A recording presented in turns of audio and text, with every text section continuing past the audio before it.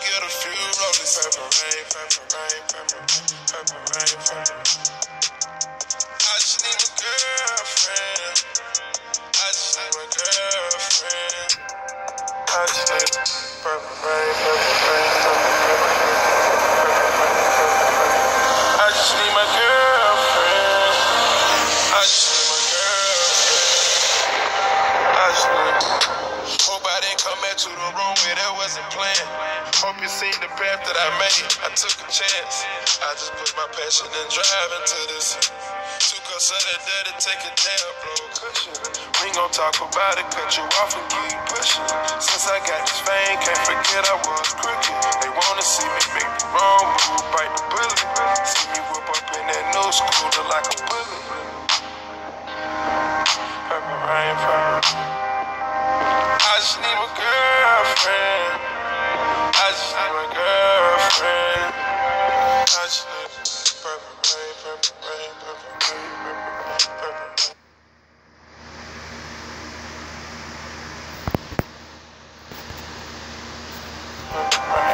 I just need my girl.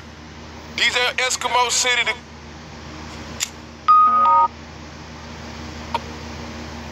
It's a pain song, but I'm letting everything go, I promise. But not speak specifically about anything, cause that's my way of showing I don't care no more. I'ma just go with life, till death call my name.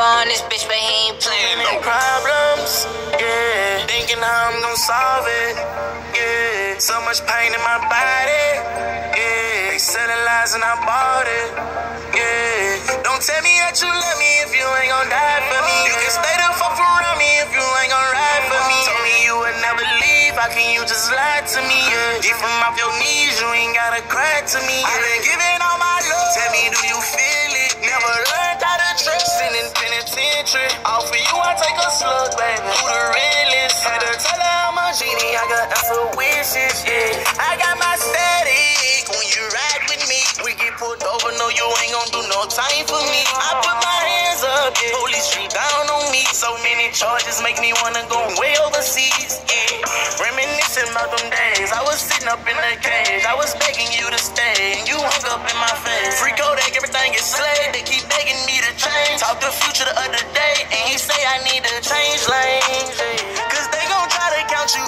out, so you make them count you in, yeah. Stimulate my brain, yeah. Had to tell them I ain't leaving out the same way I came in, yeah. All out of hair run, I said that shit right from my mind. Swear I would never run, just like a man, I'ma face my problem. Even when my voice fucked up, I'ma speak in the booth, I'ma go in like a goblin. Nigga got me fucked up, I'ma spin on this block, I admit that I had shot him. BBS is in my train, told that hoe young thug everything. Hearing voices in my brain, hoping everything change. I've been rolling through the streets and I've been clutching on my heat. I put blood out on my feet and I put cameras in my trees. Say I changed on you, but I feel that you changed on me. I say my prayers and you gon' do just what you read. I've been taking Adderall, mixing it with lean. I'ma wake up out my sleep, too many problems. Yeah, thinking how I'm gon' solve it. Yeah, so much pain in my body. Yeah.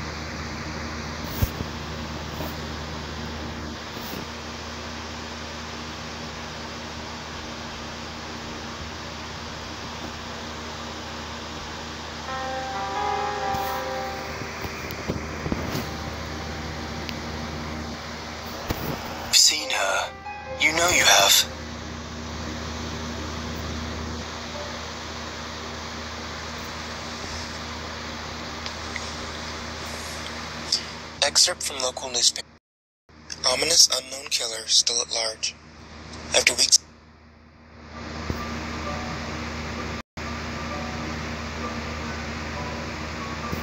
I was only a child when I first saw Krampus. My family immigrated to this country.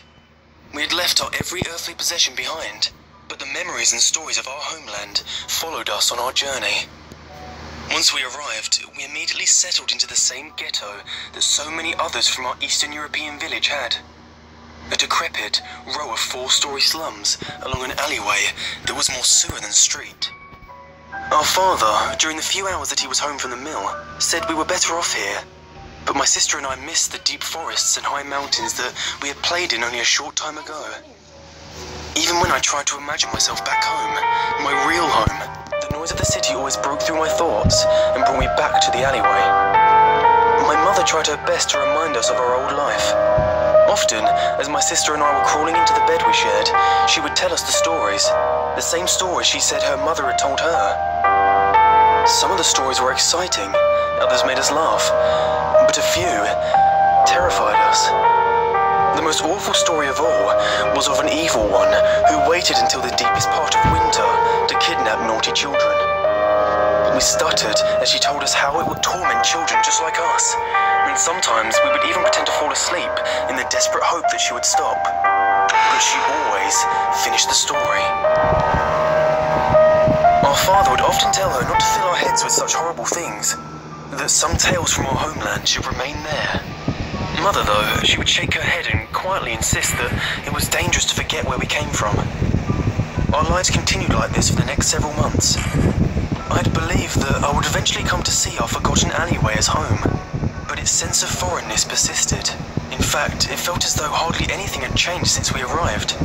Our lives had neither improved nor gotten worse, and I still felt like an unwanted stranger in my own neighborhood. The only thing that had changed was our behavior. My sister and I had recently begun getting into trouble more often. We never meant to hurt anyone. It was just that we had so little, and sometimes we would steal if we wanted to eat that day. Usually, our misdeeds were my sister's idea, and I followed along. I guess one always looks up to their older sibling. I never believed that our petty crimes would ever have serious consequences. But looking back now, I can see that we were walking blindly down a dark path. I can even remember when things took an ominous turn. Ever since All Saints' Day, our mother had been warning us to be good children. She pleaded with us to stop our bad behavior. I remember her crying a lot. Early in December, my sister got caught stealing a piece of fruit, and I thought my mother's heart would break. She began to shake and pulled her rosary beads from her pocket. For the rest of the night, she clutched the beads tightly and desperately repeated her prayers. When I finally asked her what was wrong, she paused just long enough to glance out of the window and hissed, He knows, it might be too late." I didn't know what she meant, but I was scared. My sister didn't seem to care. The days passed and the temperature dropped. It was the night before Christmas, and snow had begun to fall. The heating had already gone out several times, and the flickering lights threatened to go out as well. As we would be attending the sunrise mass the next morning, my father told my sister and I to go bathe. Suddenly, my mother began shrieking for us not to be alone. I heard my father quickly move towards her and begin trying to comfort her with his deep, soft voice. She quieted down some, but still insisted that we not be alone. My father told us to take our baths quickly and then join them. As we headed down the hallway towards the washroom, my sister sprinted ahead of me and stood in the doorway.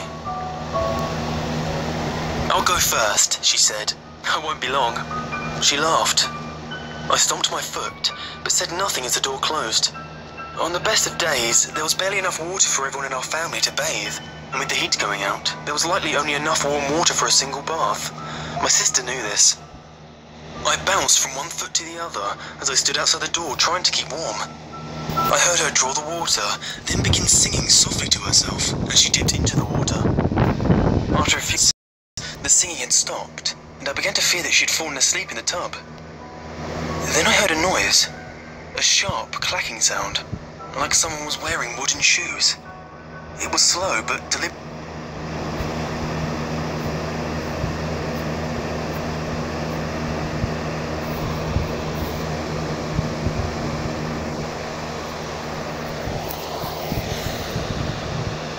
selling lies and I bought it. It's a pain song, but I'm letting everything go, I promise. But not speak specifically about anything, cause that's my way of showing I don't care no more. I'ma just go with life, till death call my name.